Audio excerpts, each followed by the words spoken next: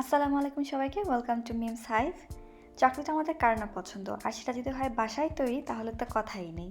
খুব সহজেই বাসায় মাত্র 3টি উপকরণ দিয়ে এই চকলেটটি আপনি তৈরি করতে পারবেন।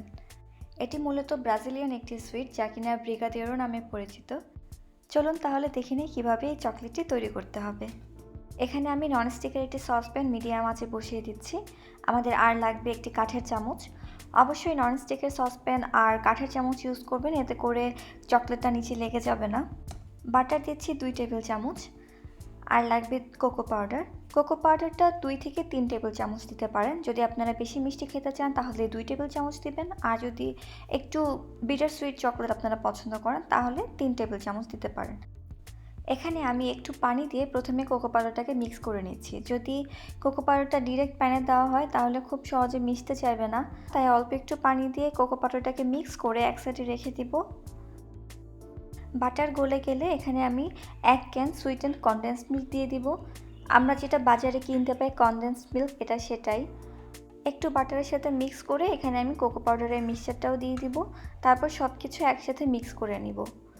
আপনি যদি এই প্রথম আমার ভিডিও দেখে থাকেন, আপনাকে স্বাগতম আমার চ্যানেলে।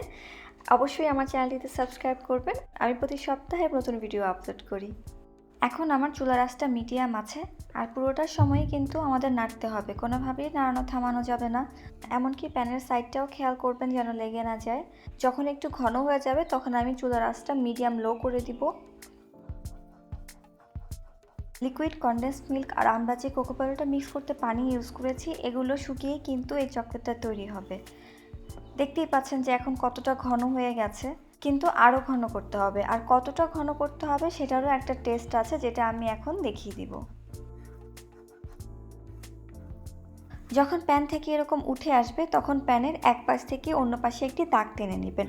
মিক্সচারটা যদি মিশতে বেশ কিছু সময় নেয় তার মানে হয়ে গেছে। আরও একটি উপায় হলো আপনি চামচে নিয়ে চামচ থেকে ফেলবেন, যদি এটা পড়তেও সময় নেয় তার মানেও কিন্তু আমাদের এই মিক্সচারটা রেডি।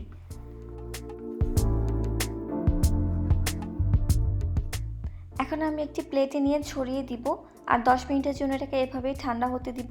তারপর আমি ফ্রিজে আধা ঘন্টার জন্য রেখে দিব। আধা ঘন্টা পর বের করে নিয়েছি। এখন আমি গোল গোল করে চকলেট বানিয়ে নিব।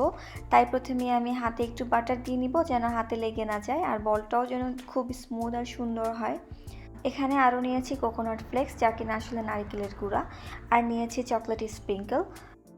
সো আমি প্রথম ব্রিগাদেরো চকলেটটি বানিয়ে নিয়েছি। এবার কিছু চকলেট স্প্রিঙ্কলস দিয়ে কোট করে নিব, আর একটি মিনি বেকিং কাপে নিয়ে নিব। আমি এখানে আরও একটি বানিয়ে দেখাচ্ছি, আর এটা আমি কোকোনাট ফ্লেক্স দিয়ে কোট করব। এভাবেই আমি সবগুলো চকলেট বানিয়ে নিব। আমার এখানে টোটাল 16টা চকলেট হয়েছে। তবে আপনাদের সাইজের উপর ডিপেন্ড করবে যে আপনারা কতটা ছোট বা বড় করছেন, তার উপর ডিপেন্ড করবে কতগুলো হচ্ছে। আমি এখানে 2 ধরনের কোটিং ইউজ করেছি। তবে এগুলোই যে আপনাদের ইউজ করতে হবে তা না, যে কোনো কিছু ইউজ করতে পারেন, যে কোনো ধরনের বাদাম ইউজ করতে পারেন, যে কোনো ধরনের স্প্রিঙ্কল ইউজ করতে পারেন। যেটা ইউজ করেন না কেন এটার টেস্ট অসাধারণ হবে। তো তৈরি হয়ে গেল ব্রিগাদেরো চকলেট। আর দেখলেনই তো, বাসায় থাকা অল্প কিছু উপকরণ দিয়ে কত সহজেই তৈরি করে ফেললাম। আশা করছি আপনারা বাসায় ট্রাই করবেন। এই চকলেটের ছোট বড় সবাই খুব পছন্দ করবে।